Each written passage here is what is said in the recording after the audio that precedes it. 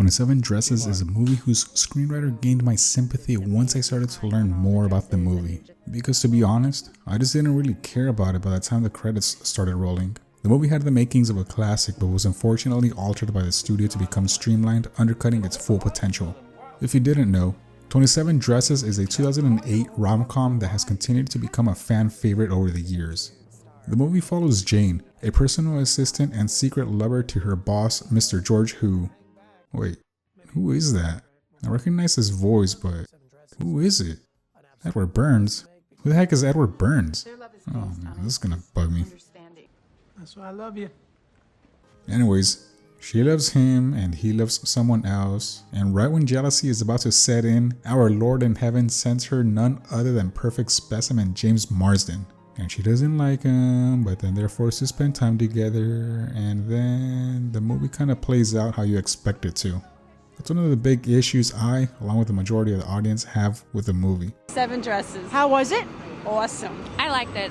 It's a little predictable, but I like it. It's a cute story. All 121 minutes of it become predictable as heck once the initial setup was, well, set up. That's a major factor that holds this movie back. And it's the studio's fault.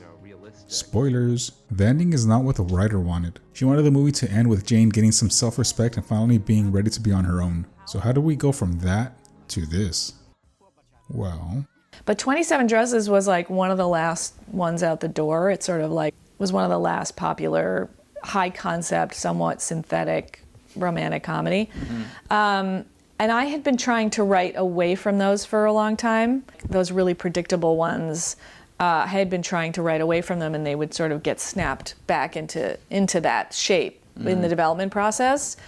I wanted 27 Dresses. I just had breakfast with the producer of 27 Dresses, a close friend of mine. I wanted it to end with her with no one. I wanted it to end with her just having learned to put herself first, and I wanted to do more of a, Jill Clayburgh-y Now she's ending. ready to go find her life. And now she's ready to find her life. And the producer was like, "You're absurd. She needs to get married, and let's just write that." And I didn't really, there wasn't much I could do about that, but what's great about... And you probably would have run into that in testing. Oh, for sure. Even though it's not For like, sure. right, I'm sure. The movie was written by Aline Brosh McKenna, whose most notable work was a screenplay for The Devil Wears Prada just a few years beforehand. She had originally gotten the idea for 27 Dresses from her best friend who literally had been a bridesmaid 12 times by the time she was 28. The number was later increased to the outrageous 27 to fit with Hollywood's stereotype for exaggeration. The script is finally completed and ready to be sold by the early 2000s. She says she shopped it around 9 or 10 times with the only interested individual being John Glickman of Spyglass. But he would only buy it if McKenna made some changes to it. McKenna's version was a coming-of-age story while Glickman wanted a conventional rom-com.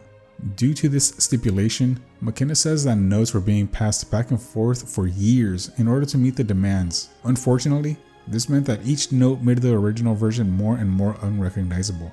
A big point of contention was the protagonist. Apparently the execs kept saying Jane should be more like the woman in Sex and the City. But the thing is that she named her Jane for a reason. You know, plain Jane. Eventually, the back and forth began straining the collaboration to the point where McKenna basically said, "Since you know more about where to take it, then it's all yours," and she walked away. Can you guess what happened next? Oh man, sit down because you're not ready for this. And I quote, "We had extremely high artistic ambitions, but no matter where we went with the story, we knew it was an incredible commercial idea. And I think I'm partially responsible for chipping away at Elaine's desire to take it to a more highbrow place than a commercial place. But we did a couple of drafts and we really got stuck. So we brought in a couple of different writers. We brought one writer who had written for Sex and the City. You guys, he did it anyways. He even suggested a title change because only women would see a movie called 27 Dresses. Which, yeah, to be fair, he might be right. Wikipedia says 75% of the theater audience was women. The long-term analytics of this video might be interesting to watch though. And then, something unexpected happened. In 2006, The Devil Wears Prada explodes on the scene, and suddenly, Aline Brosh McKenna's name is everywhere. And guess who came crawling back? Your boy, John Glickman. At first, she said no, but she did rejoin after they agreed to restore the emotional core between Jane and Tessa. Oh, and just one small note, she wasn't allowed to change the ending that they had altered without her. Fine. Oh, yeah, you're right. I needed that. In the end, 27 Dresses hit theaters in January 18, 2008 as a generic love story. The movie runs at 121 minutes and is rated PG-13 for language, innuendo, and a bit of sexuality.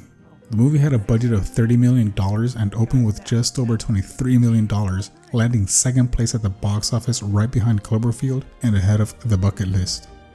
It made about $77 million domestically and nearly $86 million overseas for a worldwide total of $162 million. As for reception, critics weren't too kind. Rotten Tomatoes has it at 40% with a 57% audience score, Metacritic sits at 47, IMDb gives it a 6.1 out of 10, and Letterboxd has it at a 3.3 out of 5. Despite the mixed reviews, it definitely found its place as a fan favorite rom-com. Katherine Heigl was born on November 24, 1978 in Washington, D.C. Katherine plays the lead role of Jane, the girl who's always a bridesmaid but never the bride. Prior to 27, she was in Caffeine in 2006 and the mega hit comedy Knocked Up in 2007. Afterwards, she starred in The Ugly Truth in 2009 and Killer in 2010. I will also add that during this time, Katherine's star power came from being on Grey's Anatomy between 2005 and 2010. James Marsden was born on September 18, 1973 in Stillwater, Oklahoma. Marsden plays the role of Kevin, a newspaper writer that finds intrigue in Jane's story of being a bridesmaid 27 times. In 2007, he was in the musical Hairspray, as well as the 3-time Oscar-nominated film Enchanted. In the following year, in 2008, 27 Dresses was released, as well as Sex Drive. In 2009, he was in The Box. Director Anne Fletcher was born on May 1, 1966 in Detroit, Michigan. Fletcher started her Hollywood career as a choreographer since the 90s. However, it wasn't until the 2000s that she considered directing. Her first directing job was appropriately Step Up in 2006. Afterwards, she directed 27 Dresses in 2008, followed by The Proposal in 2009. In 2012, she directed The Guilt Trip. Edward Burns, Malin Ackerman, and Judy Greer appear in supporting roles. Oh my god, he's the guy from Saving Private Ryan.